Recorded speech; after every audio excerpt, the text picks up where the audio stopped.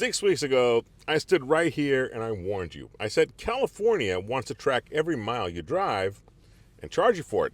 Some of you didn't believe me. Some of you said, Ramin, that'll never pass.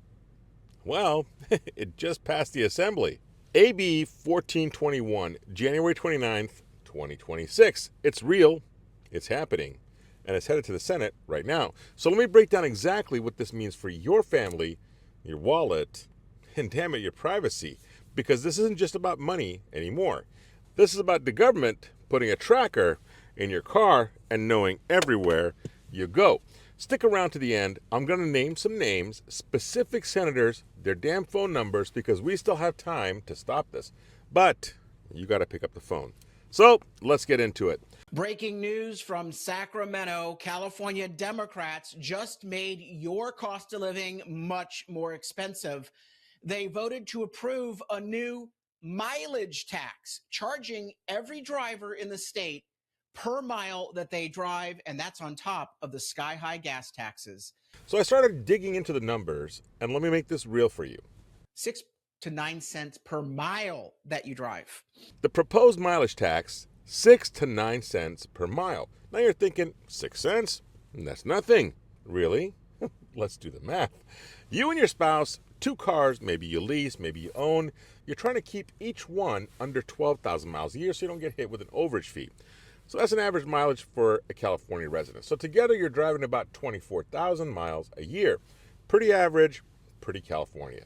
At 6 cents a mile, that's $1,440 just for driving. At 9 cents, that's $2,160 a year. That does not include the cost of the gas without the tax, does not include the insurance or the cost of the car. No, the wear and tear. No, it's just the price gouging of Gavin Newsom and California Democrats on poor, struggling working families in this state. California has the highest gas tax in the nation, 68 cents a gallon. You're already paying that every time you fill up. A typical family of 2 with average mileage on their car has to pay $4,200 per year just to drive 2 cars. Carl DeMaio did the math. 2-car household, you're looking at $4,200 a year just for the privilege of driving on these potholed roads that you already paid for. For a family with 2 cars, a working family with 2 parents driving, they would have to pay $4,200 a year to the state of California just for the privilege of driving on crappy roads. $4,200. That's family vacation. That's 3 months of groceries. That's your kids' braces. Gone to Sacramento so they can build more trains nobody rides. But here's where it gets really scary. How do they know how many miles you drove? Think about that. They got to track you somehow, right? And California's already got their fingers inside your car. You just didn't realize it. Every time you get a smog check, they plug into your car's computer. They know your mileage. Every time you take your car to the dealership for service, well, they download your data. They know your mileage. Every time you register your car, right there on the form, they know your mileage. But that's not enough for Sacramento. No. They want real-time tracking, GPS, a computer in your car that tells them not just how far you drove, but where you drove. Your church, your gun range, your AA meeting, your doctor's office, your girlfriend's apartment. And fellas, I hope that's not the case, but this is California, so the pink poodle? Yeah, I said it. If you're going there, that's between you and God, but pretty soon, it's going to be between you and the California Franchise Tax Board. Think I'm being paranoid? 96% of cars made since 2014 already have what's called an event data recorder. It's a black box like the ones in airplanes. It records your speed, your braking, your steering, whether your airbag's deployed, and has historical data. Insurance companies love this thing. They go after it after accidents. They use it to deny your claims. They use it to prove that you were at fault. And now good old Gavin Newsom and his government, they want access too. Whatever happened to privacy in the state? Whatever happened to none of your damn business where I'm going? Well, I'll tell you what happened. California happened. And here's the part that really burns me up. This isn't new. They tried this before. September 2023, San Diego, SANDAG. That's the Regional Transportation Board. They proposed a local mileage tax. It was a test. You know what happened? The people went nuts. Phone calls, emails, showing up at meetings, absolute chaos. And the board, well, they voted 15-4 to kill it. One board member, and I'll never forget this quote, said, "The people hate this." The people hate this. Yeah. So what did Sacramento do? They went around the local rejection and passed it statewide anyway. San Diego said no. And Sacramento said, "No, we don't care what you think. And that's your government, California. That's who's running the state." But wait, there's more. Because they're not just coming for your car. They're coming for your house. There's another bill, AB 130, that most people don't even know about. It got buried inside a budget bill last year, snuck in. Senator Tony Strickland called it out. He said they snuck a vehicle miles traveled mandate into a budget bill. Well, what does it do? Well, it lets cities charge a VMT fee on new housing if you're building in a high VMT area, meaning anywhere people actually have to drive to work. The city can slap a fee on every unit. Caltrans did a study. You know what they estimated? $16,200 per unit per year for 20 years. That's $324,000 added to the cost of a home. The Building Industry Association, BIA, says that could raise rents by $1,350 per month. That's a 48% increase. So let me get this straight. They're going to tax you per mile that you drive to work. They're going to tax your house because you have to drive to work. They're coming at you from both directions. You can't win. There's no escape. They've got you surrounded. You know what California's problem is? It's not a revenue problem. We have the highest taxes in the nation. Income tax, sales tax, gas tax, property taxes. We're swimming in tax revenue. California's problem is a spending problem. Sacramento is an addict, and you're the drug. Every time they blow through the budget, and they always blow through the budget, they don't cut spending. They don't tighten their belts.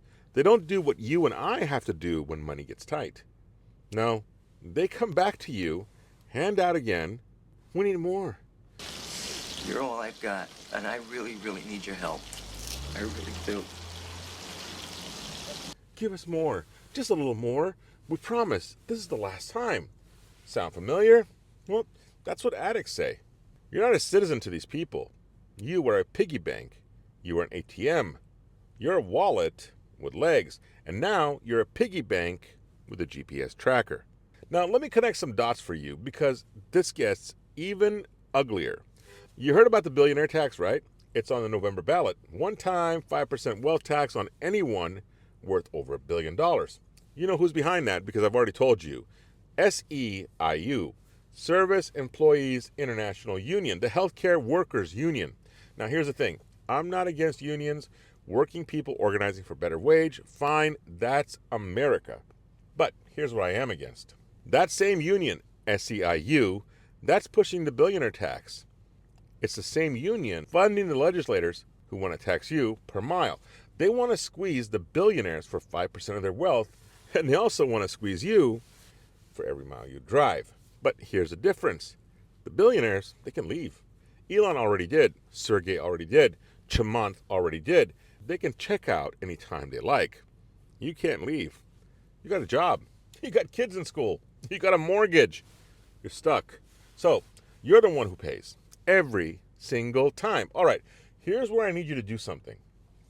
This bill already passed the Assembly, but it hasn't passed the Senate yet. We still have time, but you got to pick up your phone right now. I'm going to give you 3 names, 3 state senators, their phone numbers. These are the ones who need to hear from you today, right now. Number 1, Sabrina Cervantes. District 31, Riverside, Corona, the Inland Empire. She's the chair of appropriations. This bill goes through her. And here's the kicker. She's already taken $5 million from the party machine and union money. 54% of her entire campaign fund she's bought and paid for. Her phone number is 951-680-2222. 6750. Let me repeat that for you. 951 680 6750. Call her. Tell her you oppose AB 1421. Tell her you oppose the mileage tax. Tell her you remember how she votes. Number 2, Melissa Hurtado. District 16, Bakersfield, Tulare, Kings County, the Central Valley. You know how she won her last election? 22 votes. That's it. 22. Her district, these people drive more than anybody else in California. Farm workers, truckers, commuters driving 45 minutes each way on 99. She's about to vote to tax them per mile. Her phone number, 661 395 2620. Once again, 661 395 2620. Number 3, Dave Cortese, District 15, San Jose, Silicon Valley, the Bay Area. He's the chair of the Senate Labor Committee. He's SEIU's guy. He literally wrote a letter to Newsom pushing for SEIU's contract demands. His phone number, 408-723-4154. Once again, 408-723-4154. Call all three. I don't care if you're not in their district.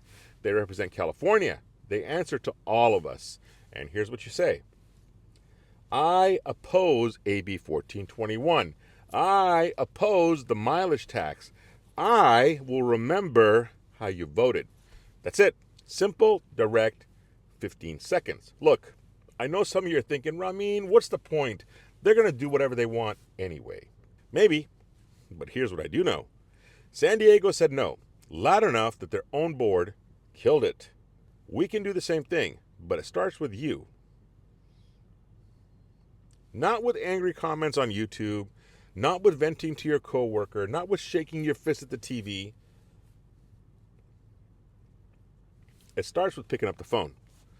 It starts with talking to your neighbor. Yeah. It starts with talking to your neighbor. Yeah, even the one with Harris wall signs in the front yard. It starts with getting out your comfort zone and making some noise.